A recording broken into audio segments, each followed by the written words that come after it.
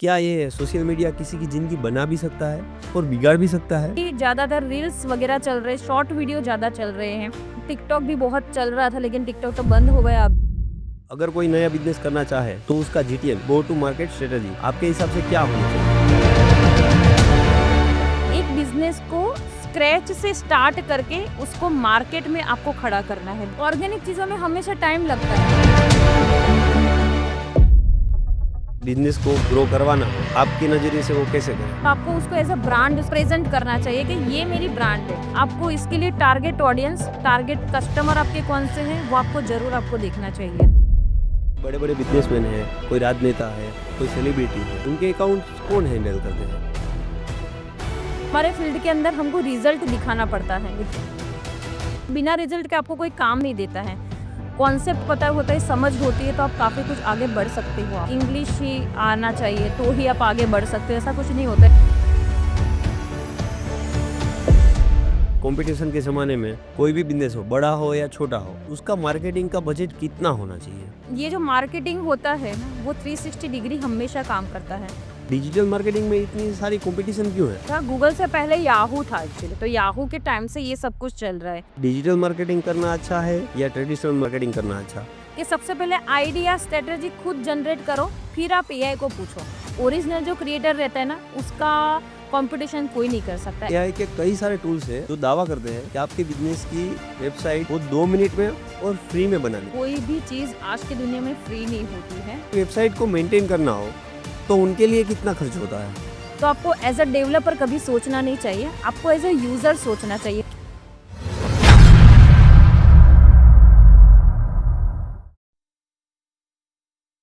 नमस्ते शिवानी जी, आपका स्वागत है हमारे शो में। नमस्ते अमित। सबसे पहले तो आप मुझे ये बताइए कि आपको ये डिजिटल मार्केटिंग करना है, ये सबसे पहला विचार आपको कहाँ से आया? एक्चुअली मैंने बहुत सालों से मैंने जॉब करी है, काम करा है। तो बेसिकली मैं गुजरात से हूँ, तो वहाँ पे मैं आईटी रिक्रूटर थी। उसके बाद मेरा शादी हो गया, तो शादी मेरा दूसरे स्टेट में हुआ है। तो स्टेट पूरा चेंज हुआ तो मुझे सब कुछ जॉब वगैरह मुझे लेफ्ट करना पड़ा था। उसके बाद मैं एमपी के अंदर मेरा शादी हुआ और शादी के बाद भी मैंने पूरा गृहस्थी वगैरह ही पहले संभाला। फिर मेरे डेस्टिनी में शायद बेंगलोर था। मेरे जो हस्बैंड है वो गुजरात में जॉब कर रहे थे, इसीलिए शायद मम्मी पापा ने वहाँ से उनको चूज़ करा था। बट शादी के हमारे 1 महीने के बाद ही मुझे बेंगलोर आना पड़ा।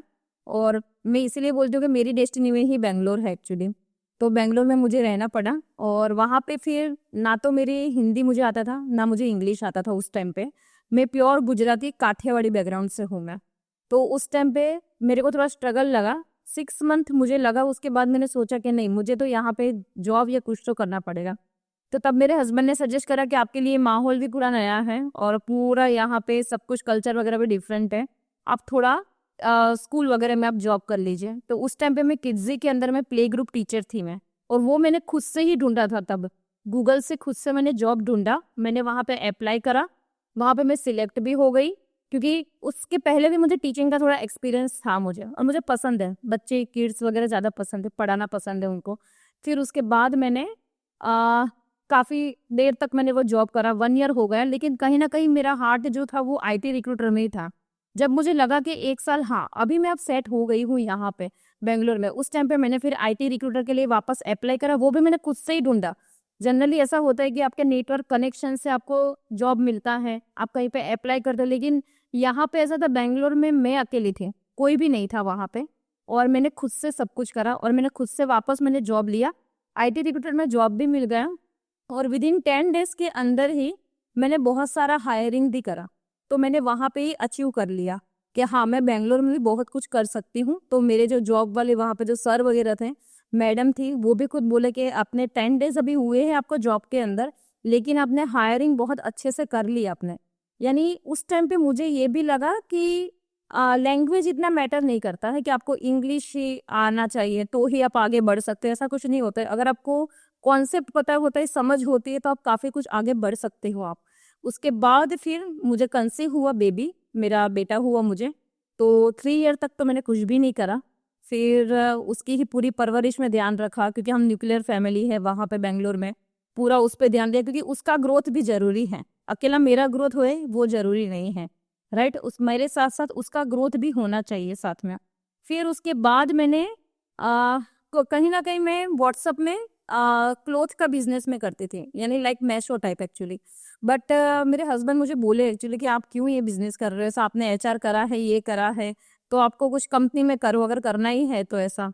फिर उसके बाद मैंने लिंक्डइन पे मैंने ढूंढना स्टार्ट करा, तब मैंने अपना लिंक्डइन में अपना प्रोफाइल बनाया मैंने। तो लिंक्डइन के अंदर मैंने अपना प्रोफाइल बना के वहाँ पे वर्चुअल आईटी स्टार्टअप था, उसके अंदर उनको आईटी रिक्रूटर चाहिए था, तो मैंने वहाँ पे अप्लाई करा मैंने।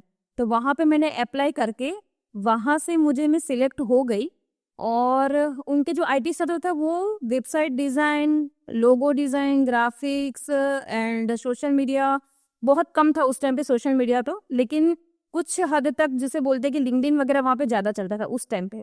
2021 की ये बात है, तो उस टाइम पे मैं वही कर रही थी। फिर वहाँ पे ऐसा था कि हम 3-4 लोग ही स्टार्टअप के अंदर थे। तो एज अ हेल्प, आप जब एक स्टार्टअप में काम करते हो तो आप एक टीम मेंबर के साथ साथ आप एक फैमिली की तरह भी आप काम करते हो कि चलो ये काम भी मैं कर लेती हूँ, मैं इस प्रोजेक्ट भी ढूंढती हूँ, चलो मैं इसके अंदर आईटी रिक्रूटर भी कर लूँगी।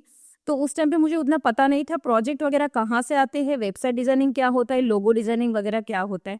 जो भी सीखा मैंने वहाँ से सीखा। फिर उसके बाद वो स्टार्टअप तो नहीं चला क्योंकि वो सर का थोड़ा तबीयत हेल्थ वगैरह इश्यू था। तो उसके बाद फिर मैंने ही सोचा कि अब मैं खुद अपना ही स्टार्ट करती हूँ। तो उसी टाइम पे मैंने फिर फेसबुक से मैंने प्रोजेक्ट ढूंढना मैंने स्टार्ट करा। और वर्डप्रेस मुझे आ ही रहा था उस टाइम पे, मैंने सीखा था इसलिए। तो वर्डप्रेस के प्रोजेक्ट लेना मैंने स्टार्ट कर दिया फेसबुक ग्रुप से। और बेंगलोर के अंदर से मुझे काफ़ी सारे 2-3 प्रोजेक्ट अच्छे खासे मिल गए। मैंने वहाँ से फेसबुक से ही मैंने 1-2 हायरिंग कर ली मैंने। और उसके बाद मैंने ये अपना स्टार्ट करा। और आज मैं अभी इस मुकाम पे हूँ कि मैंने इसको एक नाम दे दिया है, ग्रो डिजिटल विद शिवानी। और इसमें यहाँ पे टीम मेंबर्स भी हैं मेरे साथ और हम लोग बहुत अच्छा काम कर रहे हैं अभी। डिजिटल मार्केटिंग करना अच्छा है या ट्रेडिशनल मार्केटिंग करना अच्छा, और इन दोनों में अंतर क्या है ये आप बताएंगे जरा? हाँ, एक्चुअली डिजिटल मार्केटिंग और ट्रेडिशनल मार्केटिंग दोनों ही अलग भी है और इसको साथ भी आप कर सकते हो। जैसे कि पहले जो टाइम था, पहले के टाइम में लोग ट्रेडिशनल मार्केटिंग पे ज़्यादा लोग उसको ज़्यादा इम्पोर्टेंस देते थे कि भाई माउथ मार्केटिंग कर लिया, ट्रेडिशनल के अंदर आपने बैनर छपवा लिए या आप कहीं पे खड़े हो गए हो और आपने वहाँ पे पैम्पलेट वगैरह आपने बांटना शुरू कर दिया, तो किसी को आपने बता दिया ऐसे ही आपके बिजनेस के बारे में, उसमें रेफरेंस भी ज़्यादा रहता था। लेकिन अभी डिजिटल मार्केटिंग जो है उसके अंदर ये है कि आप खुद अपने आप को, आप आपके ब्रांड को, आपकी प्रोडक्ट को, आप आपके सर्विसेज को आप ऑनलाइन पे ले जाते हो। तो डिजिटल मार्केटिंग बहुत बड़ा एक एरिया है, it's a vast area, it's like that कि उसके अंदर आपका बहुत कुछ आ जाएगा, वेबसाइट डिजाइनिंग आ जाएगा, एसईओ भी आ जाएगा, आप इन्फ्लुएंसर भी आ जाएगा, सोशल मीडिया भी आ जाएगा, कंटेंट राइटिंग भी आ जाएगा। तो मेरे हिसाब से ट्रेडिशनल और डिजिटल दोनों को मिक्स करना चाहिए। अगर आप ट्रेडिशनल और डिजिटल दोनों को मिक्स करते हो तब जाके आपका एक सही तरीके से नेटवर्क कनेक्शन और ऑनलाइन प्रेजेंस, ये सारा चीज का आप यूज कर सकते हो। जैसा कि आपने अभी बताया कि डिजिटल मार्केट एक वास्ट एरिया है, तो इसमें क्या क्या आता है? डिजिटल मार्केटिंग देखा जाए तो इसके अंदर बहुत सारी चीजें इंक्लूडिंग है, कोई एक चीज नहीं होती है। डिजिटल मार्केटिंग के अंदर वेबसाइट डिजाइनिंग भी आ जाता है, सर्च इंजन ऑप्टिमाइजेशन भी आ जाता है, कंटेंट राइटिंग भी आ जाता है, इन्फ्लुएंसर मार्केटिंग आ जाता है, social media marketing, social media management, blogging आ जाता है। और ब्लॉगिंग के बाद आप बोल सकते हो कि जैसे कहीं पे किसी को कुछ मार्केटिंग करना है तो उसके साथ नेटवर्किंग और कनेक्शन की भी बहुत सारी आजकल जो एक्टिविटीज निकली है, नेटवर्किंग मीटिंग होती है, कनेक्शन के लिए बहुत सारी मीटिंग्स होती है, तो वो सब भी इंक्लूड हो जाता है डिजिटल मार्केटिंग में। अगर कोई नया बिजनेस करना चाहे तो उसका जीटीएम यानी गो टू मार्केट स्ट्रेटजी आपके हिसाब से क्या होनी चाहिए? अगर किसी को एक नया बिजनेस स्टार्ट करना है तो सबसे पहले तो उसको बिजनेस प्लान बनाना चाहिए। और अगर उसको अगर ऐसा होता है कि मैं बिजनेस प्लान वगैरह में उसको हेल्प चाहिए, कुछ उसको हेल्प चाहिए कि जैसे कि स्ट्रेटेजी क्या होनी चाहिए, कितने आदमी लगेंगे बिजनेस के अंदर, कैसे मैं ये बिजनेस को एक डिजिटल भी ले जाऊँ, तो उसके लिए अगर वो ऐसे डिजिटल मार्केटिंग एजेंसी की भी वो हेल्प भी ले सकता है जो आजकल कंसल्टेंसी के तौर पे काम करती है। तो digital go to market strategy उसकी ये होनी चाहिए कि सबसे पहले उसके पास उसका बिजनेस का ब्लूप्रिंट उसका रेडी होना चाहिए, उसका बिजनेस प्लान पूरा रेडी होना चाहिए कि मैं अगर फॉर एग्जांपल मैं अगर मुझे फूड का बिजनेस स्टार्ट करना है तो फूड का बिजनेस मैं कहाँ से स्टार्ट करूँ। अगर आप घर से स्टार्ट करना चाहते हो तो उस हिसाब से आपको पूरा इन्वेस्टमेंट कितना लगेगा, कितने आदमी चाहिएंगे आपको। अगर आपको यहाँ पे वेबसाइट डिजाइनिंग करना है, उसके बाद आप इसको ऑनलाइन भी ले जाओगे क्योंकि सेलिंग तो आपकी वहां से ही आएगी, राइट। और वेबसाइट भी आपकी उस तरह से ही बननी होगी कि ऑर्डर्स ये वगैरह दिखने चाहिए तो ही लोग आपके पास आएंगे। तो इस हिसाब से उनकी वेबसाइट, उनका उसके बाद उसका मार्केटिंग कैसे करना है, उसका ऑर्गेनिक तरीके से इसको कैसे आगे ले जाना है, तो ये सब चीजें गो टू मार्केट स्ट्रेटेजी में आता है पूरा प्लान कि एक बिजनेस को स्क्रैच से स्टार्ट करके उसको मार्केट में आपको खड़ा करना है बिजनेस को। डिजिटल मार्केटिंग में इतनी सारी कंपटीशन क्यों है और इसमें आपका जीटीएम दूसरों से अलग कैसे है? वैसे डिजिटल मार्केटिंग बहुत पुराना चल रहा है, आजकल का नया नहीं चल रहा है। अगर आप एसईओ देखोगे तो गूगल जब से स्टार्ट हुआ था, गूगल से पहले याहू था एक्चुअली, तो याहू के टाइम से ये सब कुछ चल रहा है। उसके बाद गूगल आया तो लोगों को लग रहा है कि हाँ गूगल के बाद भी ये डिजिटल मार्केटिंग, पर उस टाइम पे इतना हाइप नहीं था, इतना क्रेज नहीं था। लेकिन टाइम पे जब लोग घर पे रहने लगे तो लोगों ने इसका यूटिलाइज करना शुरू कर दिया कि चलो हम भी कुछ खुद अपना करते हैं और हम अपने बिजनेस को आगे बढ़ाते हैं। तो लोगों ने बहुत सारा यूट्यूब से देखना शुरू कर दिया, कोर्सेज वगैरह, ट्यूटोरियल वगैरह। उसके बाद लिंक्डइन ने भी काफी सारे कोर्स शुरू कर दिए, उडेमी है, कोर्सेरा है। लोग वहां के जैसे देखने लगे कि एक्चुअली डिजिटल मार्केटिंग है क्या। वैसे अगर देखा जाए तो डिजिटल मार्केटिंग बहुत पुराना है एक्चुअली, क्योंकि जब तक ये सर्च इंजन होता है तब तक डिजिटल मार्केटिंग वर्क करता है। तो डिजिटल मार्केटिंग जो है उसके अंदर अभी इतनी सारी कंपटीशन इसीलिए है कि 2021 से और उसके पहले से बहुत सारे लोग इसकी ये फील्ड के अंदर लोग आने लगे हैं, क्योंकि हर एक को मार्केटिंग करना है, हर एक को अपना बिजनेस आगे ले जाना है, हर एक को ऑनलाइन प्रेजेंस करना है। कोई लोग बहुत ज्यादा एक्चुअली इसमें एक रीजन ये भी है कि लोग बहुत सारे कुछ लोग सोशल मीडिया बहुत फैमिलियर होते हैं कि फेसबुक, इंस्टाग्राम, वो उसके बिना रह ही नहीं सकते एक्चुअली। तो उन लोगों को वो चीजें अच्छी लगती है, तो वहां से उन लोगों ने स्टार्ट कर दिया डिजिटल मार्केटिंग सीखना, खुद के वीडियो अपलोड करना। और फेसबुक के अंदर, लिंक्डइन के अंदर किसी किसी को रहता है कंटेंट राइटिंग का शौक रहता है कि मुझे लिखना बहुत अच्छा लगता है, तो लोगों ने लिखना स्टार्ट कर दिया। अब कोई कोई लिख रहा है तो उनका रैंकिंग हो रहा है, तो उनको फिर लग गया कि हाँ अब हम आगे इसको कंटिन्यू कर सकते हैं। तो ग्रो डिजिटल विद शिवानी जो है, तो उसने भी यानी मैंने खुद ने भी ऐसा करा है कि 2021 के अंदर मैंने इसको खुद से सीखा, उसके बाद मैंने रिजल्ट दिया, क्योंकि बिना रिजल्ट के आपको कोई हायर नहीं करेगा। क्योंकि मैंने अपनी जर्नी फ्रीलांसर से स्टार्ट करी थी, तो जब मैंने ये फ्रीलांसर से स्टार्ट करा था तो सबसे पहले मैंने वर्डप्रेस के कुछ प्रोजेक्ट बनाए, मैंने फिर वो दूसरे क्लाइंट को दिखाए, दूसरे फिर रेफरेंस से आए।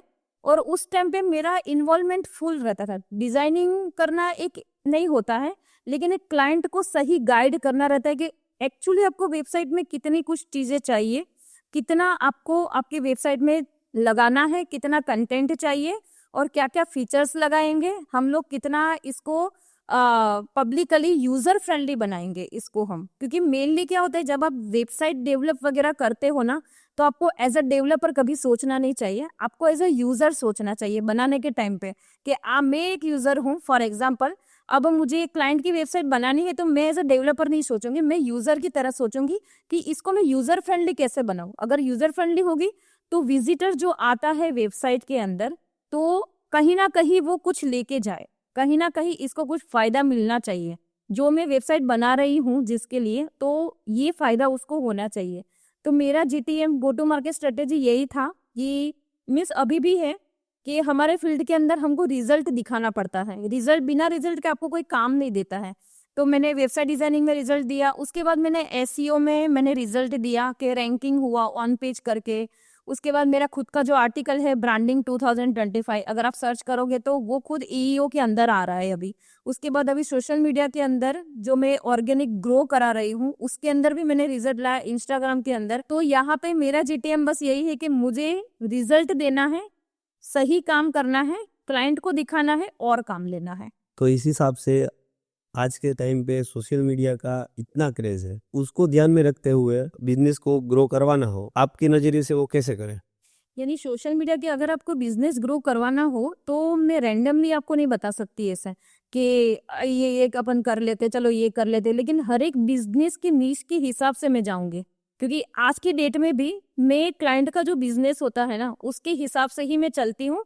यानी मैं रैंडमली किसी को नहीं बोलती हूँ कि अरे आपको तो 5 सोशल मीडिया चाहिए ही चाहिए, यूट्यूब भी चाहिए, इंस्टाग्राम भी चाहिए, आपको लिंक्डइन भी चाहिए, ऐसा नहीं होता है। अगर कोई एजुकेशन का नीश है तो मैं बोलूंगी भाई आपको लिंक्डइन चाहिए ही चाहिए, लेकिन अगर कोई फूड वाला है तो मैं उसको सजेस्ट नहीं करूंगी कि आप लिंक्डइन पे करिए, मैं उसको ये सजेस्ट करूंगी कि आप यूट्यूब में, इंस्टाग्राम में आप करिए, और उसके बाद आप सोशल मीडिया के साथ साथ ब्रांडिंग के साथ साथ आप एड्स भी करिए, वेबसाइट भी करिए। तो मैं बिजनेस नीश के हिसाब से जाती हूँ, क्योंकि और ये क्वेश्चन बहुत अच्छा है एक्चुअली, क्योंकि काफी सारे क्लाइंट पता है क्या पूछते हैं, हमको वेबसाइट डिजाइन करनी है, आप कितना चार्जेस करोगे, या तो फिर ये पूछते हैं कि हमारा ये बिजनेस है, आप 5 सोशल मीडिया पे आप पोस्ट कर दो ही क्या, ऐसा करके। मैं उनको बोलती हूँ आपको पर ये जरूरी नहीं है। अगर आपको जहाँ पे बिजनेस आपका है, फॉर एग्जाम्पल मैंने जैसे आपको बताया कि आपका फूड का बिजनेस है, फूड की बिजनेस के अंदर आपको लिंक्डइन पे जाने की जरूरत नहीं है, आपकी ऑडियंस कहीं और है, तो जहाँ पे आपकी ऑडियंस रहती है वहीं पे ही वही प्लेटफॉर्म आपको चुनना चाहिए। जैसे कि इंस्टाग्राम हो गया अगर आपका फूड का बिजनेस है, और एजुकेशन का है तो लिंक्डइन कर सकते हो और यूट्यूब कर सकते हो आप। इंस्टाग्राम पे उतना नहीं लोग देखेंगे, इंस्टाग्राम पे कौन सी ऑडियंस देखती है कि जिनको फूड है, कॉस्मेटिक है, फैशन है, ये सब इंडस्ट्री जो है वो मैं लिंक्डइन पे नहीं कर सकती उनका प्रमोशन, लेकिन उसकी बजाय मैं वहां पे करूंगी कि जहां उनको टारगेट कस्टमर उनके बैठे हो।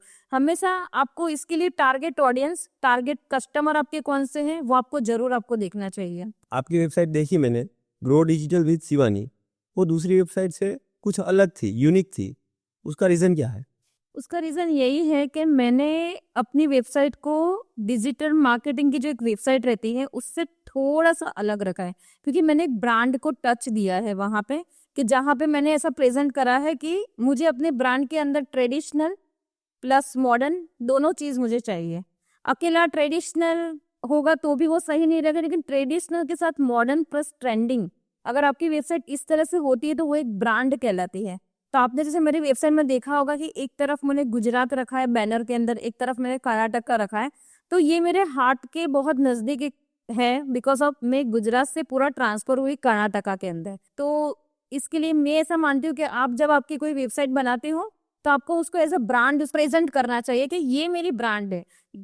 कोई भी देखेगा तो आज बोलेगा कि हाँ ये ग्रो डिजिटल विद शिवानी की वेबसाइट है। अगर वो लोगो भी नहीं दिखेगा तो खाली बैनर चेक कर लेगा तो बैनर से भी उसको पता लग जाएगा। तो आप डिजिटल मार्केटिंग में कौन कौन सी सर्विस देते हैं? मैं डिजिटल मार्केटिंग में वेबसाइट डिजाइन देती हूँ, search engine optimisation, social media management, social media marketing, content writing and branding, ये मेरी सर्विसेज है। तो आप इस तरह सोशल मीडिया में क्या सर्विस देते हैं? सोशल मीडिया एक्चुअली में उसके अंदर यूट्यूब आता है, इंस्टाग्राम आता है, फेसबुक होता है, प्रिंटरेस्ट होता है, लिंक्डइन आ जाता है, ऐसे करके स्नैपचैट आ जाता है। पहले टिकटॉक भी बहुत चल रहा था लेकिन टिकटॉक तो बंद हो गया, अभी वापस उसको लाने की कोशिश कर रहे हैं इंडिया के अंदर, लेकिन अभी तो नहीं है। तो सोशल मीडिया के अंदर हम लोग बेसिकली ये करते हैं कि आपकी जो ब्रांड है, आपकी प्रोडक्ट है या आपकी सर्विसेज है, उसको सोशल मीडिया में आप किस तरह से ज़्यादा प्रेजेंट कर पाओ। एज अ क्रिएटर आपको इसको प्रेजेंट करना है ताकि यूजर को वहां पे दिखने में भी इंटरेस्ट आए और यूजर वहां से कुछ ना कुछ बेनिफिट लेके जाए। तो जैसे कि फॉर एग्जांपल हम लोग इंस्टाग्राम का मार्केटिंग करते हैं, उसके अंदर हम पोस्ट बनाते हैं, वीडियोस, ज्यादातर रील्स बनाते हैं, क्योंकि अभी ज्यादातर रील्स वगैरह चल रहे हैं, शॉर्ट वीडियो ज्यादा चल रहे हैं। तो इंस्टाग्राम के अंदर जैसे कि ऑर्गेनिक हमको बनाना है तो उसका बायो वगैरह हमको अच्छे से लिखना पड़ेगा कीवर्ड के साथ, और उसके बाद इंस्टाग्राम के अंदर हमको वीडियोस, रील्स वगैरह पब्लिश करना है, कैप्शन लिखना है, कैप्शन के साथ हैशटैग भी लगाना है। ये सब बातों का ध्यान रख के एक ब्रांड को आप कैसे प्रमोट कर सकते हैं, प्रमोट के साथ साथ वहां से आपको लीड भी जनरेट होना चाहिए ऑर्गेनिक तरीके से। ऑर्गेनिक आपके फॉलोअर्स, ऑर्गेनिक आपकी रीच, इंप्रेशन, व्यूज सब आपके बढ़ने चाहिए। आपने अभी बताया जो कि पर्सनल ब्रांडिंग और कंपनी ब्रांडिंग, ये कैसे करते हैं और ये दोनों अलग अलग है? Yes, personal branding and company branding दोनों अलग अलग चीज़ है। बिकॉज पर्सनल ब्रांडिंग में आप खुद को, अपने आप को रिप्रेजेंट करते हो, आप अपनी पर्सनालिटी को आपके कंटेंट को, आपकी राइटिंग को लोग देखते हैं वहां पे। तो उससे क्या हो सकता है कि आप जो बोल रहे हो, आप जो लिख रहे हो, लोग वहां पे कनेक्ट हो गए। तो वो हो गया एक नेटवर्क के लिए और कनेक्शन के लिए पर्सनल ब्रांडिंग बहुत इंपॉर्टेंस होता है एज अ लीडर बनने के लिए भी, कि इस इंडस्ट्री के अंदर, डिजिटल मार्केटिंग के अंदर फॉर एग्जांपल मैं अगर एक्सपर्ट हूँ इसके अंदर, तो मुझे इस तरह का प्रेजेंट करना होगा कि मैं अपना पर्सनल ब्रांडिंग जो मैं बता रही हूँ वो सही चीज है, लोग मेरी बात पे बिलीव करने चाहिए, लोग एज अ लीडर मुझे देखने चाहिए। तो ये हो गया पर्सनल ब्रांडिंग। और कंपनी का ब्रांडिंग जो रहता है उसके अंदर मेनली चीज होता है कि कंपनी के जो एम्प्लॉयज होते हैं ना, वही एक्चुअली कंपनी ब्रांडिंग को बनाते हैं। आप एम्प्लॉयज को टैग करते हो, आप एम्प्लॉयज के बारे में स्टोरी लिखो, एम्प्लॉयज के फोटोज, आपकी ऑफिस का कल्चर, वहां पे वर्क लाइफ बैलेंस कैसा है, और एज अ कंपनी आपको वहां पे आर्टिकल लिखना है, एज अ कंपनी आपको वहां पे कंपनी ब्रांडिंग के अंदर जो सारे एम्प्लॉयज है उनका काम करने का तरीका, उन लोगों ने क्या अचीव करा, एज अ टीम आपने क्या अचीव करा। तो कंपनी ब्रांडिंग में ये सब चीजें आती हैं। मैडम, आज के कंपटीशन के ज़माने में कोई भी बिजनेस हो, बड़ा हो या छोटा हो, उसका मार्केटिंग का बजट कितना होना चाहिए? एक्चुअली ये डिपेंड करता है कि आपका बिजनेस कैसा है। अगर मैं इस तरह से मैं बजट नहीं बता सकती, पर हाँ, सपोज फॉर एग्जांपल अगर एक कपड़े की दुकान है, उसको अगर ऐसा लग रहा है कि मैं अब इसको थोड़ा ऑनलाइन ले जाना चाहता हूँ, तो इसके पास मिनिमम इन्वेस्टमेंट के लिए 50,000 तो होने चाहिए डिजिटल मार्केटिंग के अंदर। बिकॉज ऑफ वो वेबसाइट डिजाइन भी बनाएगा, वो मार्केटिंग भी सोशल मीडिया पे करवाएगा, क्योंकि उसका जो कपड़ा का जो खरीदारी होता है, अगर वो टारगेट करता है जेन जी को, तो जेन जी आज कहाँ पे है, वो इंस्टाग्राम पे ज्यादा है, वो यूट्यूब पे ज्यादा है, राइट। तो वहां के लिए फिर उसको सोशल मीडिया मार्केटिंग करवाना पड़ेगा, सोशल मीडिया उसको ब्रांडिंग करवाना पड़ेगा, मैनेजमेंट करवाना पड़ेगा। उसके बाद उसको वेबसाइट भी चाहिए, क्योंकि बिकॉज ऑफ वो कपड़े हैं, तो कपड़े तो ऑनलाइन भी उसकी वेबसाइट से ही लोग ज्यादातर खरीदे। और यही चीजें फिर उसको एड्स में भी हेल्प होएगी कि मेटा एड्स चलाना है, मुझे गूगल एड्स चलाना है, ताकि मैं और लोगों के पास पहुंच पाऊं ऐसा। तो एक अगर फॉर एग्जाम्पल कपड़ों की दुकान हो या बेकरी वाला हो, उसको पहले सबसे पहले अपना बजट उसको देखना चाहिए कि वो जो बिजनेस कर रहा है उसको क्या वो उसमें से वो 50,000 प्रॉफिट्स, वो मीन्स 1 लाख प्रॉफिट और निकाल पा रहा है, जिसमें से 50,000 उसको डिजिटल मार्केटिंग में उसको स्पेंड करने हैं। तो इतना बजट तो उसको चाहिए ही चाहिए, फॉर एग्जाम्पल मैं बता रही हूँ। मैं आपको ये पूछना चाहता हूँ कि मार्केटिंग का बजट तो हर बिजनेस के लिए होता ही है, उसमें से डिजिटल के लिए कितना परसेंट होना चाहिए? डिजिटल के लिए जैसे कि अगर फॉर एग्जाम्पल अगर वो कपड़ों वाला स्टार्ट कर रहा है, तो हम लोग कैसे करते हैं कि जैसे कि आ, तुरंत ही हम एक बजट नहीं दे देते हैं कि चलो आपका तो इतना बजट हो गया, इतना आप करवा लो, ऐसा नहीं। अगर उसके पास थोड़ा कम प्रॉफिट हो रहा है तो हम उसको पहले कम बजट देंगे कि भाई सबसे पहले आप एक काम करिए। फॉर एग्जाम्पल कपड़ों का ही अपन जो एग्जाम्पल मैंने लिया है वही मैं स्टार्ट रखती हूँ, कि अगर कपड़ों का अपना बिजनेस है तो आप एक काम करिए, अभी आप वेबसाइट भी मत चलाइए, अभी आप इंस्टाग्राम में ही प्रमोट करिए आपका। तो अपन अपना स्टार्ट करते हैं इंस्टाग्राम से, जो हम पोस्ट करेंगे, ब्रांडिंग करेंगे। इसके बाद मैं उनको बोलूंगी कि चलो अब अपन थोड़े 1-2 महीने के बाद मैं बोलूंगी इनको कि चलो अब अपन एड्स के ऊपर काम करते हैं, मेटा एड चलाते हैं, जहां पे अपन टारगेट ऑडियंस वगैरह फिक्स करेंगे ताकि वहां से आपको लीड आ पाए। अगर क्योंकि देखो हर एक बिजनेस को क्या होता है, जस्ट खाली पोस्टिंग ब्रांडिंग करे उनका वो नहीं, उनको भी खुद को भी बिजनेस चाहिए, उनको भी लीड चाहिए ना। अगर मैं कपड़ा वाले को अगर मैं डिजिटल मार्केटिंग उनका कर रही हूँ और अगर मैं उनको ये चीज बोल रही हूँ कि चलो अपन पहले यहाँ से स्टार्ट करते, पहले पोस्टिंग करते, क्योंकि ऑर्गेनिक चीजों में हमेशा टाइम लगता है, तो आदमी का एक सब्र होता है वो भी थोड़ा टूट जाता है एक समय पे। तो उसको क्या चाहिए, उसको भी सामने वाले क्लाइंट को भी बिजनेस चाहिए, हमसे डिजिटल मार्केटिंग वाले से बिजनेस चाहिए, क्योंकि ये एकदम यानी सही बात है 100% के एक जो बिजनेस होता है ना, वो रन करने के लिए ऑर्गेनिक के साथ साथ इसको आपको लीड्स भी लाना पड़ता है आपको। तो मैं उसको ये सजेस्ट करूंगी कि पहले आप इसको जैसे कि मैंने बताया इंस्टाग्राम में ले जाए, फिर आपके एड चलाते हैं, फिर जब उसको क्लाइंट वहां से आने लगते हैं, जब उसका प्रॉफिट होने लगता है, तब मैं उसको बोलूंगी कि चलो अब अपन वेबसाइट डिजाइन पे काम करते हैं। बिकॉज ये जो मार्केटिंग होता है ना, वो 360 डिग्री हमेशा काम करता है। लेकिन अगर सामने वाले के पास स्टार्टअप है, अगर वो उसकी शुरुआत है, तो मैं उसको तुरंत ही बड़ा सा पैकेज नहीं दे सकती मैं, क्योंकि वो खुद ही अभी उसका बिजनेस खड़ा करने के लिए वो शुरुआत कर रहा है। सपोज फॉर एग्जाम्पल कोई कपड़े की दुकान है तो उसका 5,000 से भी स्टार्ट हो सकता है, और अगर कोई एक बड़ी सी फैक्ट्री है उसका उसके पास आदमी ज्यादा है, उसके बाद प्रॉफिट ज्यादा होता होगा, तो उसका हम लाख से भी शुरुआत कर सकते हैं। तो इस हिसाब से होता है, जिसका जितना प्रॉफिट, जिसका जितना इन्वेस्टमेंट, तो ये डिसाइड होता है उसके बिजनेस के ऊपर कि इस उसको कितना प्रॉफिट हो रहा है। तो मैडम आज के ज़माने में यूट्यूब, इंस्टाग्राम और फेसबुक, इन तीनों के अलावा भी कोई और प्लेटफॉर्म है डिजिटल मार्केटिंग करवाने के लिए? यस, इसके अलावा भी सोशल मीडिया प्लेटफॉर्म है, जैसे कि प्रिंटरेस्ट है और दूसरा है स्नैपचैट। उन दोनों पे भी आप अपना मार्केटिंग कर सकते हो, और अमेजन वगैरह भी लोग ऐड चलाते हैं, तो ये भी प्लेटफॉर्म है। समझ लीजिए कोई कंपनी है और उसकी कोई एक प्रोडक्ट है, उसका डिजिटल मार्केटिंग से हम एडवर्टाइज करवाना चाहे और 2 लाख लोगों तक हम वो पहुंचाना चाहे, तो कौन सा प्लेटफॉर्म सही रहेगा और उसके लिए अबाउट खर्च कितना होगा? उसके लिए 2 प्लेटफॉर्म सही है, जैसा कि मेटा एड्स और गूगल एड्स। ये दोनों आपको 2 लाख पब्लिक तक पहुंचा सकता है, ब्रांडिंग अवेयरनेस और अलग अलग एड्स चला के। और एड्स का एक बजट होता है, वो कोई फिक्स नहीं होता है कि अगर 1,000 रुपीज में आप एड चलाओगे, एक दिन के अंदर डेली बजट अगर 1,000 रुपीज से, तो ही आपके एड्स क्या बहुत अच्छा चलेगा और ज्यादा लोग आएंगे वहां पे, ऐसा नहीं होता है। वहां पे आपको एड्स को ऑप्टिमाइज करना रहता है। वो एड्स के अंदर वीडियो क्रिएटिव्स, एड्स को पूरा ऑप्टिमाइज करना है, टारगेट ऑडियंस वहां पे सिलेक्ट करना है, बिहेवियर, इंटरेस्ट, बहुत कुछ होता है उसके अंदर। तो ये चीज अपन ऐसे में नहीं बता सकती कि कितना खर्चा होएगा, लेकिन आप मान के चलिए फॉर एग्जाम्पल कम से कम 5,000 रुपीज का आपका मंथली बजट होना चाहिए मेटा एड के लिए। और गूगल एड के लिए भी मैं वही बोलूंगी कि 5,000 रुपीज मिनिमम 5,000 रुपीज तो आपको मान के चलना है कि इतना बजट तो आपका आएगा ही आएगा। ये बड़े बड़े बिजनेसमैन है, कोई राजनेता है, कोई सेलिब्रिटी है, उनके अकाउंट्स कौन हैंडल करते हैं और उनके चार्जेस कितने होते हैं? उनके अकाउंट्स हमारे जैसी डिजिटल मार्केटिंग एजेंसी ही हैंडल करती है, और उनके चार्जेस बहुत अलग रहते हैं, एक्चुअली थोड़े हाई रहते हैं, बिकॉज ऑफ उनके पास तो टाइम भी नहीं होता है कि वो लोग ये सब हैंडल कर पाए। तो वो लोग हमारी जैसी ही डिजिटल मार्केटिंग एजेंसी को हायर करते हैं, और वो लोग ही ये सारा, उनका इंस्टाग्राम है, सारा पेजेस है उनका, वही लोग ही संभालते हैं एक्चुअली। और ये जो पैसे होते हैं वो थोड़े ज्यादा ही होते हैं एक्चुअली। जो एक नॉर्मल क्लाइंट और एक सेलिब्रिटी, वो दोनों में बहुत अंतर होता है।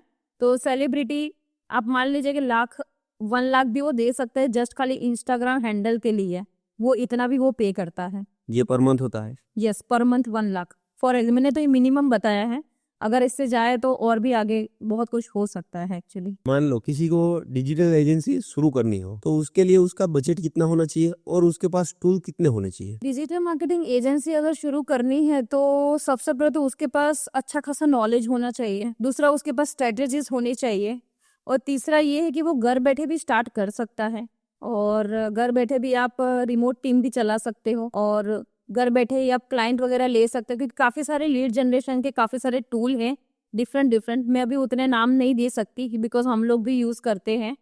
तो डिजिटल मार्केटिंग के टूल्स और लीड जनरेशन के टूल्स यूज़ करके आप क्लाइंट भी ले सकते हैं। तो पहले आपको, अगर आपके पास इन्वेस्टमेंट नहीं होता है, अगर आपके पास उस तरह से बोलते हैं कि जो बूस्ट्रैप बोलते हैं, बूस्ट्रैप भी अमाउंट आपके पास नहीं है, तो आपको घर बैठे ही स्टार्ट करना चाहिए, घर बैठे ही आपको मैनेज करना चाहिए।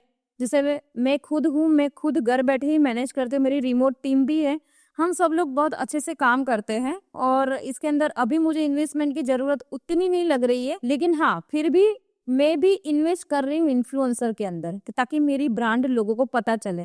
तो आपके पास कुछ ना कुछ अमाउंट आपके पास होना चाहिए जिससे आप स्टार्ट कर पाओ, जिससे आप इसको इन्वेस्ट कर पाओ, आपके एम्प्लॉयज की सैलरी आप निकाल पाओ और इसको आप आगे ले जाओ। आपने जब शुरू किया था कितने इन्वेस्ट से शुरू किया था? मैंने जब ये शुरुआत की थी डिजिटल मार्केटिंग, तो मैंने 10,000 रुपीज से मैंने ये शुरुआत करी थी, और अभी अच्छा खासा बिजनेस चल रहा है, बढ़िया चल रहा है, और भी आगे हमारा काम चल ही रहा है, और भी आगे काम आ ही रहा है। आप जरा हमें वेबसाइट के बारे में बताइए कि कैसे बिजनेस के लिए वेबसाइट जरूरी है और वो वेबसाइट भी कैसी होनी चाहिए? अब जैसे कि ई कॉमर्स बिजनेस अगर कोई बेच रहा है, कोई चीजें, जो बेचने वाला होता है, जो सेल्स होता है, उसके अंदर आपको वेबसाइट चाहिए ही चाहिए। अगर आप एक डेयरी का कोई बिजनेस है, नॉर्मल आपकी शॉप है जहाँ पे आप खाली एवरीडे दूध बेच रहे हो, पनीर बेच रहे हो, तो आपके लिए वेबसाइट की कोई ज़रूरत नहीं है, क्योंकि आपके रेगुलर कस्टमर जो है, जो आपके नज़दीक होंगे, वही आएंगे। तो उस टाइम पे वहाँ पे आपको लोकल एसईओ की ज़रूरत है। लेकिन अगर आपका कुछ बड़े पाए पे थोड़ा बिजनेस चल रहा है, आप कुछ बेच रहे हो, फूड है, कॉस्मेटिक है, फैशन है, कुछ भी है, तो वहाँ पे आपकी वेबसाइट होना बहुत ज़रूरी होता है। बिकॉज़ ऑफ आप जब सेल करोगे तो लोग आपको पूछेंगे ना, अच्छा कहाँ पे हो, आपकी वेबसाइट है क्या? अगर आप किसी को कार्ड भी देते हो, तो कार्ड में भी नॉर्मल नेम और फ़ोन नंबर नहीं चलता है, वेबसाइट होगा तो वो खोल के देखेगा भी, अच्छा हाँ, वेबसाइट भी है। अगर आपका सर्विस बेस्ड बिज़नेस है, अगर आप अकाउंटिंग की सर्विस दे रहे हो, अगर आप डिजिटल मार्केटिंग की अगर आप लॉयर की सर्विस भी दे रहे हो, तो आपको वहाँ पे आपकी वेबसाइट होना ज़रूरी होता है वहाँ पे। लेकिन अगर ऐसे नॉर्मल कोई है, वहाँ पे कोई नॉर्मल शॉप है, जैसे कि ग्रोसरी करवा, एक किराना की दुकान हो गई, किराना की अगर नहीं होगी तो चलेगा, बिकॉज़ ऑफ उसके रेगुलर कस्टमर है। वहाँ पे उसका लोकल एसईओ होना ज़रूरी होता है, गूगल में बिज़नेस होना उसका ज़रूरी होता है। कोई वेबसाइट को मेंटेन करना हो तो उनके लिए कितना खर्च होता है?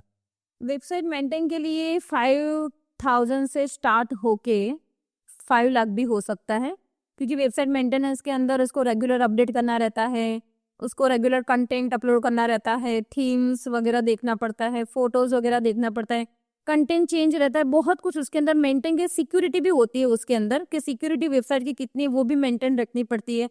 तो उस हिसाब से 5000 से लेके 5 लाख तक आप मेंटेन कर सकते हो आप वेबसाइट को, इतना खर्चा हो सकता है उसके अंदर, जैसा क्लाइंट को नेसेसिटी हो। जैसे क्लाइंट को फॉर एग्जांपल साइबर सिक्योरिटी भी चाहिए उसके अंदर, तो फिर उसका बजट हाई जाता है। अगर नॉर्मल वेबसाइट का उसको चाहिए कि कंटेंट अपलोड कर दीजिए, फोटोज भी रख दिए, तो वो 5000 से स्टार्ट होता है फिर। अगर मान लो किसी का अभी बिज़नेस चल ही रहा है, मगर वेबसाइट नहीं है और कल आपको वेबसाइट बनाने के लिए दे दी, तो क्या उसे उसका धंधा परसों से चलेगा ही चलेगा? ऐसा कभी नहीं हो सकता कि अगर मैंने आज उसकी वेबसाइट बनाना स्टार्ट कर दी तो उसके बाद उसका बिजनेस स्टार्ट होगा ही होगा, बिकॉज ऑफ ये एक अधूरा प्रोसेस है। देखा जाए तो एक तरह से ये आपका यहाँ पे आप अभी 10 और 20% ही आपने कंप्लीट करा है, क्योंकि वेबसाइट बन गई है, लेकिन इसको आप सर्च इंजन में तो नहीं आ रहे हैं ना। आपसे आपको पता है आपकी वेबसाइट बन गई, मैंने बनाई तो मुझे पता है आपकी वेबसाइट हो गई है। अगर आप अपने दोस्त यार को बता रहे हो कि देखो ये मेरी वेबसाइट है, लेकिन एक वेबसाइट सर्च इंजन में आती है जब यूजर वो कीवर्ड सर्च करता है। सपोज फॉर एग्जांपल ऐसा सर्च करता है कि vegetarian hotels in Bangalore, for example vegetarian hotels in Ahmedabad, तो उस टाइम पे अगर आपकी वेबसाइट आ रही है बढ़िया से, तो फिर वो सक्सेस कहलाएगी, तब आपका बिजनेस आना स्टार्ट होगा एक्चुअली। उसके साथ साथ इसके अंदर क्या होता है एक्चुअली, वेबसाइट के साथ साथ काफी सारी चीजें इंक्लूड करनी पड़ती है। कि वेबसाइट हो गया, उसके बाद आपको लोकल एसईओ भी करना है, आपको अपना प्रोफाइल ओपन करना है गूगल के अंदर, आपका बिजनेस नेम लगाना है, उसके बाद आपको ब्रांडिंग करना है, फिर सोशल मीडिया पे जाना है। तो ये सब करने के बाद आपका बिजनेस एक्चुअली आता है। और ये आपने बहुत अच्छा क्वेश्चन पूछा है, क्योंकि एक बहुत पहले क्लाइंट जो आए थे मेरे पास, उन्होंने मुझे यही बोला था कि मुझे एक खाली जस्ट वेबसाइट ही चाहिए और कुछ मुझे नहीं करना है। तो और ये सच में दुबई के क्लाइंट थे मेरे पास, दुबई का क्लाइंट था और उसको यही चाहिए था। लेकिन उसका पर्पस क्या था, क्योंकि ऑलरेडी उसका नेटवर्किंग बहुत ज्यादा था, तो उसके अंदर उसको खाली वेबसाइट चाहिए थी। तो वेबसाइट से उसको कोई सेलिंग नहीं हुई, ना कुछ उसको फायदा हुआ, वो आर्टिस्ट की वेबसाइट थी। लेकिन बस उसको खाली प्रेजेंट चाहिए था वेबसाइट का, और उसको कुछ नहीं चाहिए था। तो वहां पे तो जीरो उसका सेलिंग है। लेकिन आपने जिस तरह से मुझे पूछा कि बिजनेस कल से ही शुरू हो जाएगा, तो ऐसा नहीं होता है। बिजनेस के लिए डिजिटल मार्केटिंग के अंदर बहुत सारी जो चीजें मैंने पहले भी बताई आपको, सोशल मीडिया वगैरह, वो सब भी जरूरी रहता है इसके अंदर। अभी जो ये एआई का नाम बाजार में है, वो आने से हमारे डिजिटल मार्केटिंग में क्या फ़र्क पड़ेगा? एआई के आने से थोड़ा अच्छा तो ये हुआ है कि अगर आपको कुछ इन्फॉर्मेशन वगैरह चाहिए, तो आप चैट जीपीटी या परप्लेक्सिटी एआई वगैरह का यूज करके आप इन्फॉर्मेशन ले सकते हो। लेकिन मैं हमेशा से यही बोलती हूँ कि सबसे पहले आइडिया स्ट्रेटेजी खुद जनरेट करो, फिर आप एआई को पूछो कि भाई ये मेरा आइडिया है, फॉर एग्जांपल ये बिजनेस के लिए ये मेरी स्ट्रेटेजी है, इसको थोड़ा तो करेक्ट कर दे, और तेरे हिसाब से इसको क्या बोलते हैं, मीन्स तुम्हारे हिसाब से इसको स्ट्रेटेजी को कैसा होना चाहिए। तो एआई के आने से थोड़ी चीजें बहुत अच्छी हुई है, कुछ चीजें थोड़ी फ्लेक्सिबल हो गई है। जैसे कि कंटेंट लिखना वगैरह जो रहता है, तो उसके अंदर जैसे कि मेरा आइडियाज मैंने एआई को दे दिया है ना, मुझे इसके बारे में लिखना है, ये मेरा टॉपिक है, तो मुझे उसके बारे में ज्यादा इन्फॉर्मेशन देते। पहले अपन विकिपीडिया यूज करते थे कि कोई भी इन्फॉर्मेशन अगर मुझे चाहिए तो मैं क्या करूंगी, मैं वेबसाइट देखूंगी और विकिपीडिया में देखूंगी। लेकिन अभी एआई आ गया, तो वो क्या होता है, एआई सर्च ही पहले आता है, सर्च इंजन के अंदर सबसे पहले एआई सर्च आता है। तो अभी एसईओ है, लोकल एसईओ नीचे है, और उसके बाद नीचे है अपना वेबसाइट का जो नॉर्मल एसईओ अपन बोलते हैं, ऑन पेज ऑफ पेज। तो अभी ऊपर सबसे पहले क्या है, एआई सर्च है। तो एआई सर्च में ही अपन देख लेते हैं, अगर फॉर एग्जांपल मुझे कोई डेंटिस्ट के बारे में फॉर एग्जांपल चाहिए कि कौन सा डेंटिस्ट सबसे अच्छा है ऐसा, या तो मैं कुछ सर्च करती हूँ क्वेश्चन आंसर जैसा, क्योंकि एआई हमेशा क्वेश्चन बेस्ड ही आंसर को वो प्रायोरिटी देता है।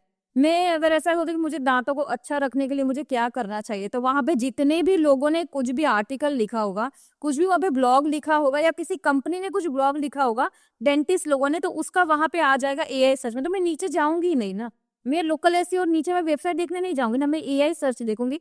तो एआई के आने से अभी ये होगा कि आपकी website answer search engine optimisation भी होना चाहिए, और आपकी वेबसाइट में एसईओ भी प्रॉपर होना चाहिए, दोनों चीजें होनी चाहिए इसके अंदर। तो बहुत अच्छा हुआ है। और दूसरा ये कि मैंने खुद ने भी क्रिएट करा था जेमिनी से मेरे क्लाइंट के लिए कि वीडियो मैंने छोटा सा क्लिक करा था स्क्रिप्ट बना के जेमिनी फ्लो 3 के अंदर, जो बहुत अच्छा था एक्चुअली।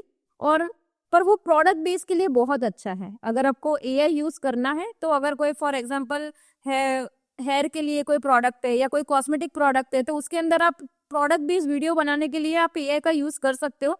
बट जहाँ पे सर्विस बेस्ड ज्यादा था ना, वहाँ पे क्रिएटर्स ओरिजिनल कंटेंट यही चलता है। बट ये चीज है कि एआई वीडियो से ज्यादा जो ओरिजिनल कंटेंट होता है, ओरिजिनल जो क्रिएटर रहता है ना, उसका कंपटीशन कोई नहीं कर सकता, एक एआई भी नहीं कर सकता है। अभी एआई के कई सारे टूल्स हैं जो दावा करते हैं कि आपके बिजनेस की वेबसाइट वो 2 मिनट में और फ्री में बना देंगे, और वो भी बेसिक इन्फॉर्मेशन के आपको डालनी होती है। तो उसमें हमको ट्राई करना चाहिए या नहीं करना चाहिए? सबसे पहली बात को, कोई भी चीज आज की दुनिया में फ्री नहीं होती है, वो कहीं ना कहीं आपसे सब्सक्रिप्शन लेगी ही लेगी वहां पे। क्योंकि अगर आपने को बोला जाता है 14 डेज फ्री ट्रायल, यही बोला जाता है, 15 डेज से वो आपसे चार्ज करने लगेगी। तो यहाँ पे पहला पॉइंट मेरा ये है कि कोई भी एआई टूल फ्री नहीं है। सबसे मेरा पहला पॉइंट यही है। दूसरा पॉइंट मेरा ये है कि जो बोल रहे हैं कि हम 2 मिनट में वेबसाइट या नो कोड की वेबसाइट हम लोग बना रहे हैं, हम एआई टूल 2 मिनट के अंदर आपकी वेबसाइट बना देंगे, या कोड की भी जरूरत है, जस्ट आपकी खाली एक बिजनेस इंफॉर्मेशन दीजिए, पूरा वेबसाइट आपका बन जाएगा। बन जाता है, मैं मना भी नहीं करती हूँ, लेकिन उसके अंदर पीछे रीजन बहुत सारे हैं कि आपको वो यूज नहीं करना चाहिए। बिकॉज कोई ना कोई बिजनेस होता है ना, उसके अंदर अपडेट काफी सारे होते हैं। फॉर एग्जाम्पल आज मैं अगर कपड़ों का मेरा बिजनेस है फॉर एग्जाम्पल, तो अभी मैं वुमेन्स के लिए कपड़े बेच रही हूँ, कल उठ के मैं जेंट्स के लिए भी कपड़े बेचने लगूंगी, राइट। तो मेरे को अपनी वेबसाइट में ये चीज मेरे को अपडेट करनी है कि भाई अब मेरा सेक्शन आ गया है मेंस का, अब मेरा सेक्शन आ गया है किड्स का भी।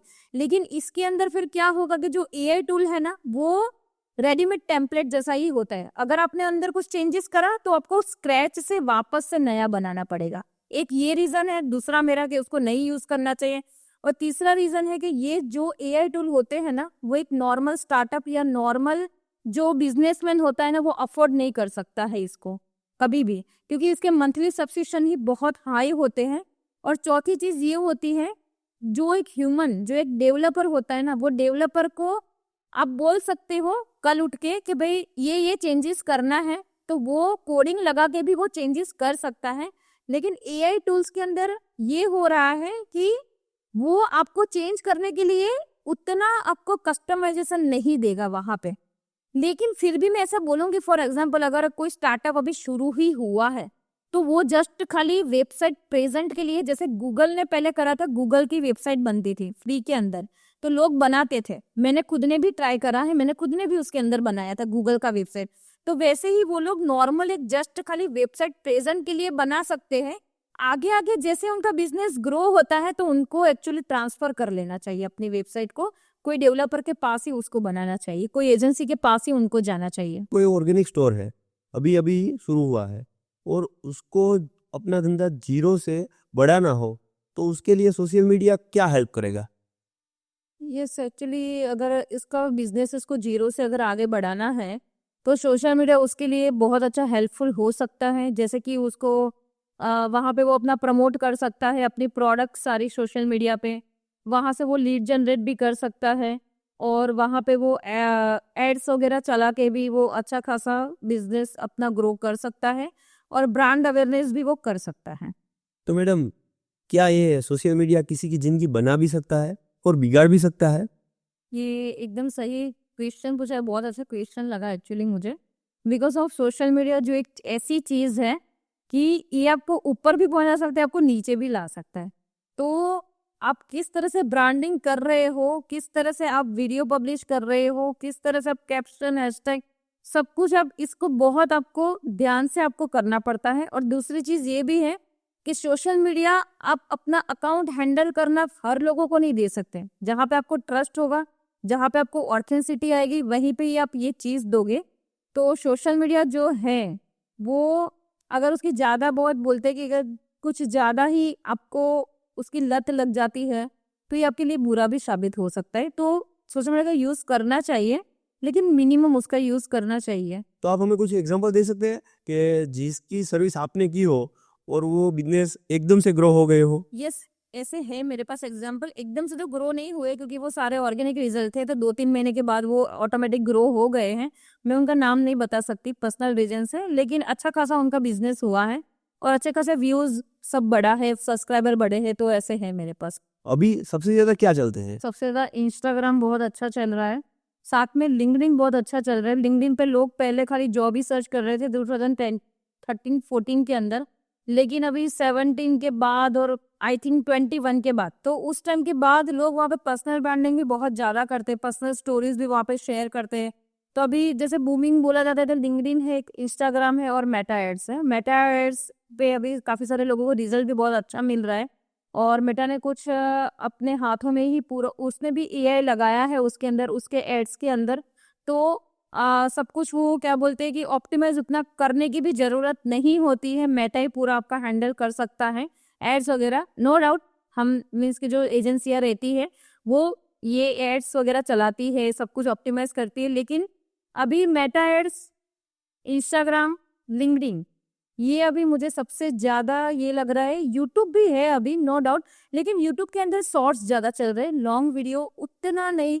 लॉन्ग वीडियो में खाली बस ट्यूटोरियल के रिलेटेड, अगर एजुकेशन के रिलेटेड है, फॉर एग्जांपल मैं सर्च करूँ कि मुझे फ्लटर डेवलपर बनना है या तो मुझे फ्रंट एंड डेवलपर बनना है, तो मुझे क्या क्या करना चाहिए, तो उस हिसाब से पूरा ट्यूटोरियल के लिए मैं लॉन्ग वीडियो को ही तभी मैं सर्च करूँगी।